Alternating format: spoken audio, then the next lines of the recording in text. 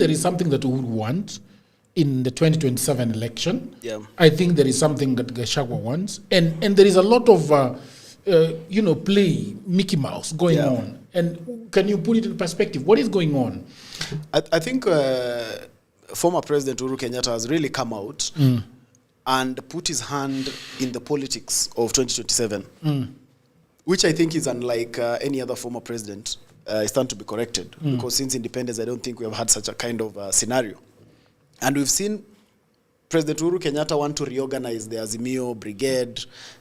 He has now installed Kalonzo Musyoka as party leader. So truthfully, he wants to actually play a role in 2027. And I think one of the biggest bargaining chips of Uhuru Kenyatta, away from his influence and his money, would be Mount Kenya. Because when you are getting into the politics of Kenya, you come with something. Yep. What are you carrying as you come to the table? To the table of negotiation, you must be having something.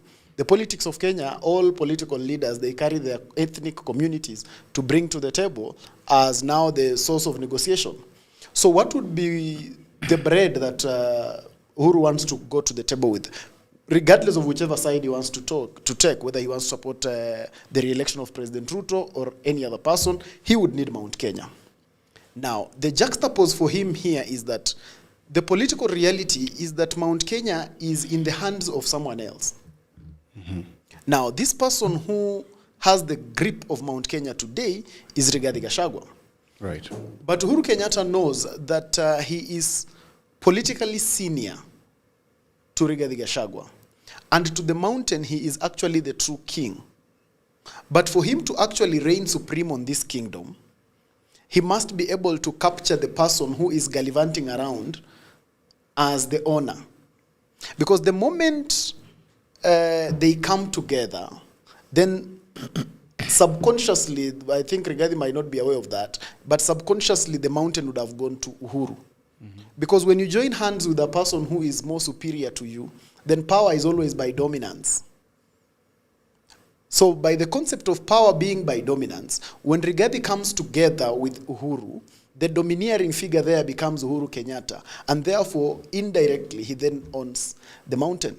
So the job that Uhuru cannot do for himself, like walk around the mountain, shout here and there, talk about some of these unpalatable things to heighten the hate index so that you are able to galvanize these people, that can be done by Gachagua, who has actually done it quite well. So it is just about now him going and reclaiming it. Remember, it is not a very difficult job for him, also remembering that Riggy was his PA. So when Riggy is in the face of Uhuru, there is an inferiority that strikes him. And now, because there will always be an inferiority that strikes him when he is in the presence of Uhuru, that is how Uhuru will then take dominance of the mountain.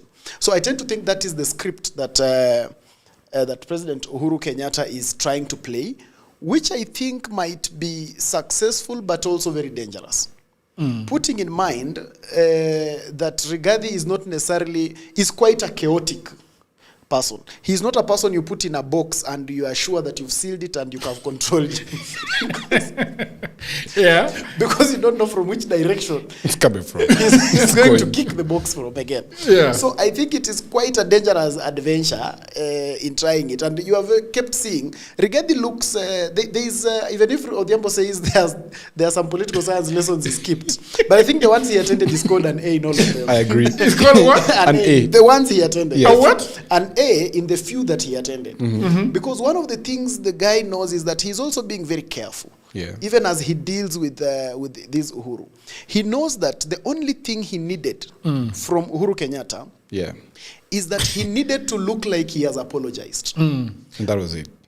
So that he then can take control of the mountain. Because there was this thing that was going to continue being on his face, that every time he comes to the mountain, people will tell him, but you insulted Our king. our king. They will always remind him, but you see, you put us in this mess by disrespecting the king. So for as long as he was done with portraying himself as a person who has asked for some forgiveness of such, I doubt Riggy really needs to work with Uhuru. He does not really want to work with Uhuru, but he wants to keep looking like he is willing to work with Uhuru. And that's why when you look keenly in the politics, just yesterday, Jagero, the Jubilee Party had a meeting in Nyeri. And I think one of the first meetings that Jubilee had, where it went as Jubilee Party alone, where it was not as a question of a united opposition, it was purely Jubilee Party branded in red, and all the officials of the Jubilee Party and the aspirants of Jubilee Party, and opening a Jubilee office in Nyeri, and it was quite a successful meeting. Ngunjiri Wambugu was, I think, the front runner in organizing that meeting, and he did quite a good job. I think it was the first Jubilee meeting that was well mobilized, the first Jubilee meeting where they had semblance of a seriousness of a meeting. But what happens immediately after? Immediately after the Jubilee Party has done that in Nyeri, before even the cows can go home, the following day in less than 24 hours, Riggy is in Nyeri today. In the pretext that he has gone for the Nico Kadi campaign, and he has mobilized people and all that. If you are a good student of political science, you'd be able to know that he's trying to cancel the meeting that was done the previous day. The same way he was trying to cancel that of Ruto. Exactly. So he is, and when he's trying to cancel the meeting that Jubilee did, it simply means he's going head to head with Uhuru Kenyatta. So he's trying to say, yes, I want us to be together, but maybe just as brothers and sisters. I don't necessarily want us to fully embrace each other and work together. This region is mine, and I am the one who is the dominant factor here. That's why I'm saying he is not the kind of person that you can put under lock and key and be sure that you have actually control, because you don't know which side he'll kick the box from. So I tend to think, yes, they would want maybe to imagine that they have a common interest in terms of probably both of us want another set of government. But I can be able to assure you that whereas their interests might look like they are the same, they are not actually the same. Because I tend to think Riggy might be interested in the politics of 2027, but I think Uhuru is interested in the politics of 2032. Why is he sending Kioni over?